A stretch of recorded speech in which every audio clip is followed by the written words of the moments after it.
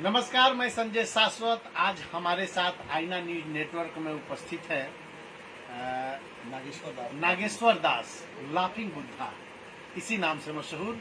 World fame तो नहीं कहेंगे, इंडिया फेम है। और संजोग या भाग्य से हमारे बीच उपस्थित है। जैसा कि सर का अंदाज है वैसा ही काम है। आपके बारे में तो हम यहाँ तक सुने हुए हैं कि आप जेल में उन कैदियों को हंसा रहे हैं जो वर्षों बरस घर से बाहर हैं, जेल में हैं, सजा याफ्ता है या विचाराधीन कैदी हैं, वो जो कभी अपने होठों पर मुस्कान तक नहीं ला पाए और आप उनको दिल से हंसा देते हैं। क्या खासियत क्या है, क्या बात है, क्या अंदाज है? मैं किसी को हंसाता नहीं हूँ, मैं हंसी सिखाता हूँ।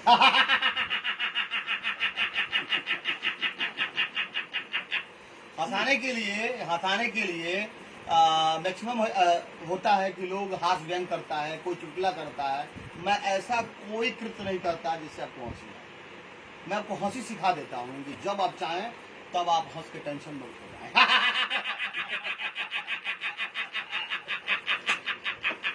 मैं आपको कारण और सीमा में नहीं मानता। अच्छा, ये लाफिंग बुद्धा जिस नाम से आपको लोग जानते हैं जी, बस अपने बारे में विस्तार से बताइए ताकि लोग जाने और हंसे।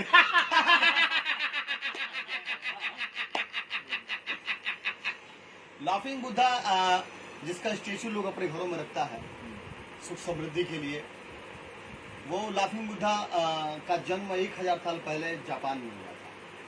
होतोई उनका नाम था। होतोई।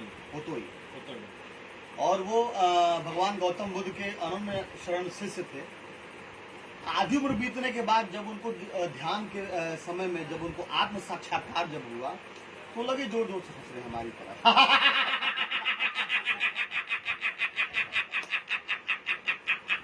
और फिर वो जहां जाते थे बस हंसते ही थे और लोग उनको देख करके समझता था भाई कोई पागल है, कोई घसका हुआ आदमी है आके यहाँ हंस रहा है।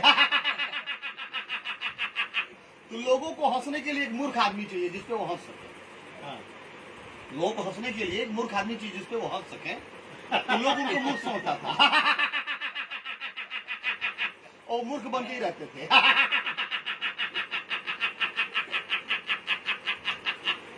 बाद में पूरी दुनिया में वो लाफिंग बुद्धा के नाम से जाने गए और फिर वो 1000 साल के बाद फिर ये उपाधि मुझे मिली।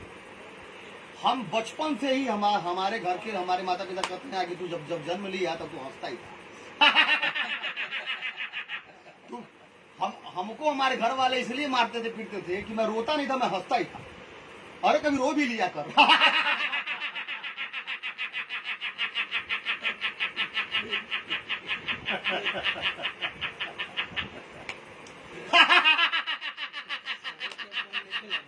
और हम सिर्फ जो है हमारे घर वाले मुझको बहुत मारते थे क्योंकि अगल बगल के लोग शिकायत करते थे। जब देखा तब ये हंसता रहता है, जरा इसको कुछ समझाइए, चाहे कहीं कुछ दिखाइए, कुछ इसको हो गया है, चाहे किसी डॉक्टर को दिखाइए। फिर बाद में हमारे पिताजी जब गुजर गए, उस समय 8 साल के थे, तो मैंने अपना घर छोड़ दिया। हम चलो भैया जान बचे तो लाखों रुपए, भागो अब घर से भाग छोड़ने, बहुत मारेगा सब। मतलब पिताजी चले गए, आप घर छोड़ दिए। घर छोड़ दिए, घर छोड़ के ये सोचे कि हाँ जान बचे तो लाखों उपाय, खाली मारेगा। जान बचे तो लाखों पाए। अगर आपको कोई दिखता है बेवकूफ मूर्ख तो देखिए हमारे साथ बने हुए हैं, हम 2 मूर्ख आपके साथ हैं। आप भी हमारे साथ हंसते रहिए। चलिए ले चलते हैं हम आपको दास जी के घर पर, गांव पर। आप रहने वाले कहाँ थे? जी मेरा जन्म स्थली देवरिया, उत्तर प्रदेश जी। और फिर जब उस देवरिया में जब 8 साल के जब बड़े हुए, पिताश्री जब गुजर गए, उसके बाद से मैंने अपना घर छोड़ दिया, हम भाग के चले गए बनारस। देवरिया माने भोजपुरी भाषी से? जी हाँ। अरे हमने के रिश्तेदार है इंसान, पटीदार है इंसान। ये कहने वाले हैं कि पब्लिक जब सुनता तो भोजपुरी में सुनेला तो और तो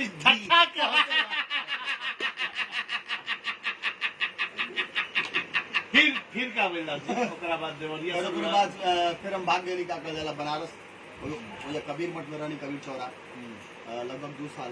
ओकरे बाद फिर चल गए गुजरात, घूमत घूमत घूमत घूमत 8-10 साल हमारे ऐसे ही बीत गए। ओकरे बाद हम आ गए सिवान। सिवान में पिछले 11 साल की बानी हूँ। अब घूम घूम के लोग के हंसार और बानी पुकिया पुकिया के हमरे के एगो पुरखन के कहावत है कि हंसले घर बसेला। ई कहावत तो भुला गई। आ एक कहावत के लोग गलत सेंस ले लेलक कि ना केहू को हंसे के ना चाहिए, केहू ना हंसे के चाहिए, ना तो ओकर घर बस जाए। आज के परिवेश तो ऐसे नहीं चल रहा बा कि लोग एक दूसरे के देख के हंस रहा बा, ओकरे कमी पर, ओकरे लाचारी पर, ओकरे समस्या पर, ओकरे कमी पर। रउआ जहाँ बैठल बनी जी एक दवा खाना बा जी संजोग से आज हमनी के एकरा का स्टूडियो मान लेंगे बनी जी बिल्कुल जहाँ हमनी के दोनों आदमी एक दूसरा से जी बतियावत रही जा जी। सामने लोग के हंसावत रही जा जी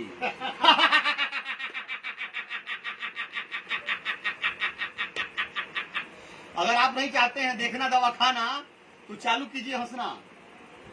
जे हंसेला वो दवाई दारू से बचेला।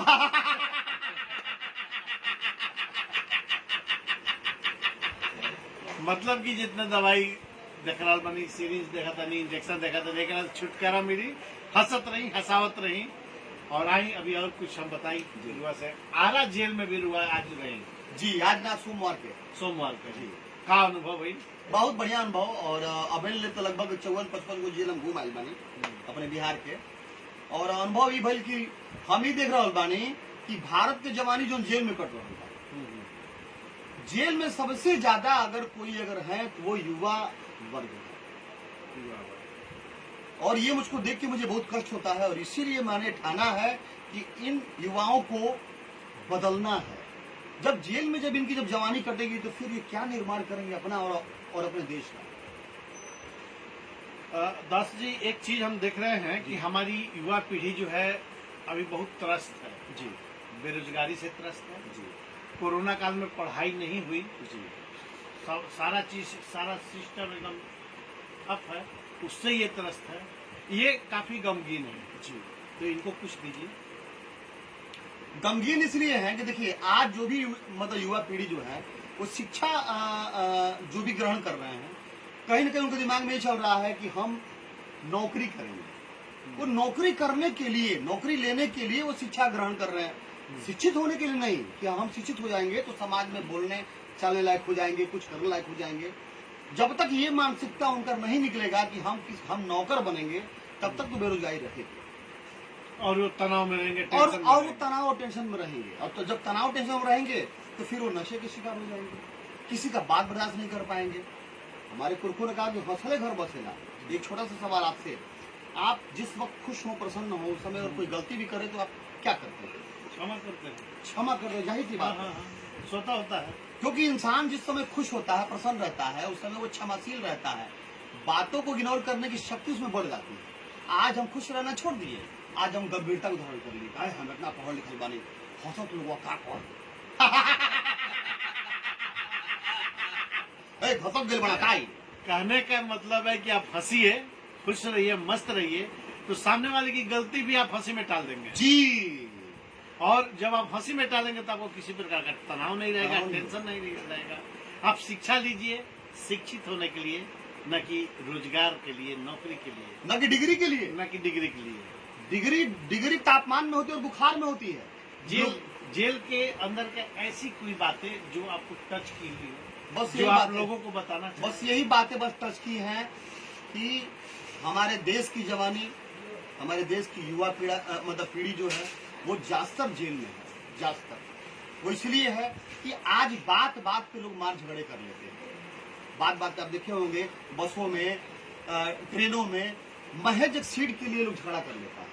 हाँ, 5 रुपया 10 रुपया के लिए गोलियां तक चल जाती है, हत्याएं तक हो जा रही है। सिर्फ यही कारण है कि वो हंसना छोड़ दिए। अगर वो हंसने का लट डाल लें तो ऐसे कह गए बात जब क्राइम की निकली है तो हमारे शहर के, इस जिला के क्राइम रिपोर्टर हैं दैनिक भास्कर से जुड़े हुए हमारे संजय श्रीवास्तव जी। संजय जी, सर के साथ, दास जी के साथ आपका अनुभव, आपने इनको काम भी किया है, आप इनको जानते भी हैं, इनके काम को भी जानते समझते हैं, क्या आप बताना चाहेंगे, क्या आप कहना चाहेंगे? देखिए, जहाँ तक नागेश्वर दास जी का सवाल है, तो ये एक अलग टाइप के इंसान है। ये जैसे समाज में कैसे निरोग रखा जाए, कैसे आप हंसिए और सिखा रहे हैं और जेलों में जा रहे हैं। इनको ये नहीं मन में हमने देखा, हम भी साथ में इनको देख रहे हैं, घूम रहे हैं, तो कि इनके मन में थोड़ा सा भी ये नहीं है कि आप कहाँ खाते हैं, कहाँ पैसा मिलेगा। पैसा से तो मतलब ही नहीं है, हंसने से मतलब है। लेकिन बहुत ही मजा आ रहा है, इसलिए आज हम आपके पास, संजय जी के पास पहुंचे हैं कि चलिए ये भी अपना थोड़ा सा बातचीत कर लें। लेकिन रहा सवाल क्या है कि क्राइम के माहौल में जो जो हम हमेशा लिखते हैं, अखबारों में भी अपना लिख रहे हैं कि रोज गोलियां चल रही हैं, थोड़ी थोड़ी बातों पर गोलियां चल रही हैं, तो उस हिसाब से अगर देखा जाए, तो अगर उसमें भी अगर क्रिमिनल जो भी हैं, वो क्रिमिनल क्यों बन रहे हैं, वो कोई कहता है कि मजबूरी से बनते हैं, कोई कहता है दूसरे ढंग से बनते हैं, घर घर में लड़ाई होती है तो इससे, लेकिन उससे निकलने की जरूरत है और इनसे कुछ सीखने की जरूरत है। अगर वो सीखेंगे तो आधा अपराध तो इसी तरह से खत्म हो जाएगा पूरा। संजय जी, मीडिया में जहां आप हैं, जहां हम हैं, जहां हम सब हैं, और आपका तो काम जो है काफी टफ है, क्योंकि वो हॉट न्यूज हो जाता है, घटना घटी सबसे पहले आपको लेना है, मिस कर गया तो ब्यूरो चीफ से लेकर संपादक तक की सुनना होता है। वैसे तनावपूर्ण जीवन को और लाफिंग बुद्धा जी के साथ जो आपके पल बीते हैं, उसको आप कैसे देखिए एंजॉय करेंगे? सबसे बड़ा चीज है कि अगर कोई भी व्यक्ति है, अगर कोई कुछ करता है और लाफिंग बुद्धा जी हैं, ठीक है, तो तनाव, हमारे में तनाव कभी नहीं रहा। हम बता दें आपको कि हम जहाँ भी रहे, आज इतने सालों से पत्रकारिता हो रही है, और सबसे बड़ा चीज है कि 42 वर्ष पहुंच गया मेरा पत्रकारिता में। लेकिन कभी भी जो लोग मिलते हैं तो कहते हैं कि संजय भाई, तू तो पहले ही ऐसा लागत रही यार, तू तो लागत नहीं कि तू हमारा उम्र बढ़ चल मिलता है। कारण यह है कि हम हमेशा हंसते रहते हैं, हंसाते रहते हैं, हम भी हंसाते हैं। क्या ऐसा कभी ऑफिस में तनावपूर्ण स्थिति आई है जहाँ लगता है कि एकदम माथा फट जाएगा, हम टेंशन में हैं, और वहाँ पर हमारे लाफिंग बुद्धा देखिए, इनकी विद्या को वहाँ पर जरूरत पड़ती है? देखिए, जहाँ तक सवाल है कि जब ये आते हैं, ये बात सही है कि अखबारी जिंदगी में जो भी है चीज, जो क्राइम से जुड़े हो चाहे और चीज से जुड़े हो, हमारे साथी भी हैं, तो कहने का मतलब है कि सारे लोग का काम करने का ढंग अलग है। अब जैसे होता है क्या कि हम काम कर रहे हैं, तब तक आ जाता है कि भाई 2 गोली चल गई, एक मर गया, 100 पहुंचने वाला है सदर अस्पताल, और वहाँ पे परिजन जो है, जब वो हृदय विदारक दृश्य देखने को मिलता है कि हम लोग जाते हैं, हम लोग का काम शुरू हो जाता है, क्या भाई तो रो रहा है तो उसको फोटो जरूरी है, रोते हुए फोटो लेना होगा। उसको अलग चिंता है कि मेरा बेटा मर गया है, लेकिन उसको पत्रकारिता का मतलब नहीं है, उसको है कि अपने कैमरे में उतारना है, हम आगे होंगे तो पीछे होंगे। ये जो मामला है, होड़ है, तो इसके चलते तो टेंशन होता ही है। लेकिन इसी बीच में जब लाफिंग बुद्धा जी जैसा आदमी आ जाए तो वो दूर हो जाता है, तनाव मुक्त हो ही जाता है। देखिए, एक हमारी बात की, और संजय जी एक बात जो की है, पत्रकारिता में जो तनाव है, माहौल गमगीन का है, लेकिन हमें अपना ड्यूटी करना है। उसमें कई बार ऐसा होता है कि हम पत्रकारों पर पब्लिक टूट भी पड़ती है। जी बिल्कुल, जो नहीं समझ पाते हैं कि हमारा क्या रोल है, हम क्या कर रहे हैं, उनको तो चूंकि वहाँ का माहौल एक अलग हो जाता है, तो बड़ा ही पेचीदा मामला हम पत्रकारों की होती है। ऐसे ही हम देख रहे हैं एक चमकता हुआ जो नूर है, जो ये चेहरे पर जो नूर दिखाई दे रहा है, ये अल्लाह का नूर है। अल्लाह युवा पत्रकार मुकेश, क्या आप सीख रहे हैं? आप विद्यार्थी हैं, छात्र हैं, युवा हैं, आपसे काफी उम्मीदें हैं। हम इनसे 1 साल पहले मिले, ये हमारे कार्यालय में है। हमारे कार्यालय में उस दिन जो था, सीनेट की बैठक होती है, विश्वविद्यालय की सबसे बड़ी बैठक होती है सीनेट की बैठक। उस दिन पूरा दंगा फसाद हुआ था। शहर के जितने भी थाने की पुलिस थी, करीब स्थानीय टाउन थाना, नाला थाना, सारे पहुंचे हुए थे, और हर जितने भी पेपर है अपने, चाहे वो सारे पेपर का वो लीड खबर थी, तो हम लोग लिख रहे थे। प्रेशर भी काफ़ी था, बहुत ज़्यादा प्रेशर था। महाराजा कॉलेज अपने ज़िले में था, उसका मुद्दा था, जहाँ पर अवधेश बाबू, आईसी कुमार, डीपी तिवारी और संजीव श्याम जैसे बड़े बड़े चेहरे जो थे, इस मुद्दे पर मंथन कर रहे थे, विचार विमर्श हो रहा था। तो उस चीज़ का खबर हमको लिखना था। और जब मैं कार्यालय आया तो मेरा नेट भी जो है जवाब दे दिया। उस टाइम वो ये ऑफिस में पधारे महोदय और पूरा मतलब कि टेंशन से था, कैसे जाएगा खबर, 7 बजे तक भेज भी देना है खबर का पूरा कि नहीं किसी तरह भेज देना है और भेजना है, और सारा मतलब कोई भी विवादित चीज नहीं हो, हर चीज को देखते हुए पढ़ते हुए खबर को कंप्लीट करके भेजना है। और उस समय इनसे मुलाकात हुई और इनके द्वारा जो हंसाया गया वो सारा जो है टेंशन खत्म हो गया और 7:30 बजे के आसपास हमने खबर को भेज दिया। और नेक्स्ट जब खबर आई तो हर जगह हमारे पेपर की चर्चा भी हुई। वाह, क्या बात है। देखिए हमने कहा कि इनका योगदान जो है और उसके दूसरे दिन बाद हमने कहा कि उन सर को बुलाइए, उनका हम लोग मतलब कि प्राथमिकता से इनकी बातों को रखेंगे कि भाई ये जो है सही में एक अद्भुत इनके अंदर एक जो है कला है, कहीं ना कहीं इसको एक प्लेटफॉर्म की आवश्यकता है। मुकेश, आप छात्रों के बीच बहुत ज्यादा समय बिताते हैं, आप विश्वविद्यालय के शिक्षा के आप पत्रकार हैं, उस बीट को आप देखते हैं, बखूबी समझते हैं, तो क्या छात्र नहीं लगता है कि बहुत ज्यादा प्रेशर में है, दबाव में है, और ऐसे में दास जी की जरूरत है? एकदम हम तो सोच रहे हैं कि विभिन्न संगठन को, अभी तो हालांकि राजनीतिक माहौल है, जब चुनाव जब आगामी विधानसभा जब चुनाव जब खत्म हो जाएगा तो हम सोचे कि अलग अलग मतलब कि यूजी स्तर पर, पीजी स्तर पर इनको जो है मतलब कि हम अपने भाई सांसद से ही बोले इस चीज को कि यहाँ सर रजिस्ट्रार से बोले कि सर एक ऐसे हैं जो मतलब कि इनको रखा जा सकता है, और छात्रों को कहीं ना कहीं तनाव जो है, क्योंकि छात्र का जीवन ऐसा है कि वो उनको पढ़ाई की भी चिंता है और नौकरी की भी चिंता है। जैसे इन्होंने बोला कि नौकरी के लिए मत पढ़िए, ज्ञान के लिए पढ़िए, तो ये बात मूलतः सही है कि 85% जो लड़के आते हैं शिक्षा के क्षेत्र में वो नौकरी की कि हम पीजी करेंगे तो यहाँ जाएंगे, ये करेंगे तो वहाँ जाएंगे, तो कहीं ना कहीं उनके भीतर एक तनाव होता है और उस तनाव को कम करने में इनका महत्वपूर्ण योगदान रहे। दास जी, कुछ बातें आती हैं जहाँ हर घर में तनाव है, हर बच्चे तनाव में है, हर घर की महिलाएं तनाव में है, बहन बेटियां तनाव में है। जाने से पहले, चलने से पहले, चलते चलते सबसे पहले तो आपसे कुछ सुनेंगे हम लोग, क्योंकि आप बहुत अच्छे गायक हैं। दास जी बहुत अच्छे गायक भी हैं, बहुत अच्छा गाते भी हैं, उम्दा कलाकार हैं, और साथ साथ जो पूरी दुनिया को हंसाने की जो ठेका इन्होंने ले रखा है, उनके ठेके में हम हस्तक्षेप भी करेंगे कि अपना बेशकीमती समय यहाँ पर दे, यहाँ के लोगों को दे। जी बिल्कुल। और क्या उसका टाइम टेबल होता है? हंसने हंसाने के लिए कोई टाइम होता है? कोई टाइम टेबल नहीं है, हंसने के लिए कोई टाइम टेबल नहीं है। जब आप तनाव महसूस करें तब उसका खुराक है हंसी ले लो।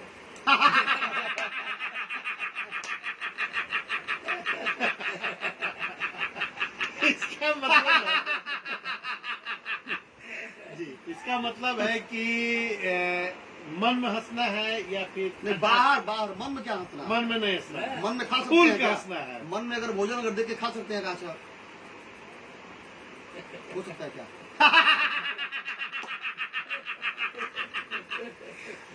तो खुलकर हंसिए, ठठाकर हंसिए, ठहाके लगा करके। ठहाके लगाकर हंसिए, लेकिन उसमें कोई कंजूसी मत कीजिए। बिल्कुल। और चलते चलते हम सुनते हैं अपने दास जी को। बहुत पुराना एक गीत है कि गोरों की नकाले। गोरों की नकालों की दुनिया है दिल वालों की, गोरों की नकालों की दुनिया है दिल वालों की। हंस के जिए हंस के मरे हम जैसे दिल वालों की, हो गोरों की नकालों की दुनिया है दिल वालों की। और जीना है दिन चार यहाँ खुश होकर जी ले यार, करना है गर तुझे अगर जी भर के कर ले प्यार।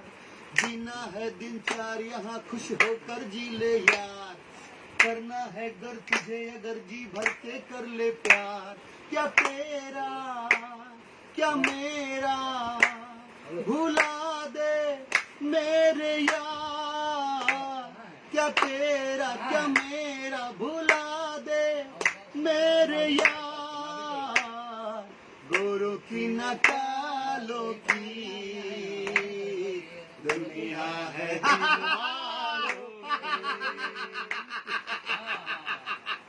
हंसते हंसते चलते हैं और बिल्कुल खुल कर हंसिए। ये दुनिया है दिल वालों की। हंस के जिए और हंस के मरिए। दुनिया को बाय बाय कीजिए, लेकिन एकदम मस्त रहिए, ठठा कर हंसिए और ऐसे हमारे साथ बने रहिए। देखते रहिए आईना न्यूज नेटवर्क। आपका हार्दिक अभिनंदन, नमस्कार। बहुत बहुत धन्यवाद, बहुत बहुत धन्यवाद। इसी को साहिब कबीर ने कहा, जब तू आया इस दुनिया में जग हंसे तू रोए, ऐसी करनी कर चल तू हंसे जग रोए। बहुत बहुत इसके लिए धन्यवाद।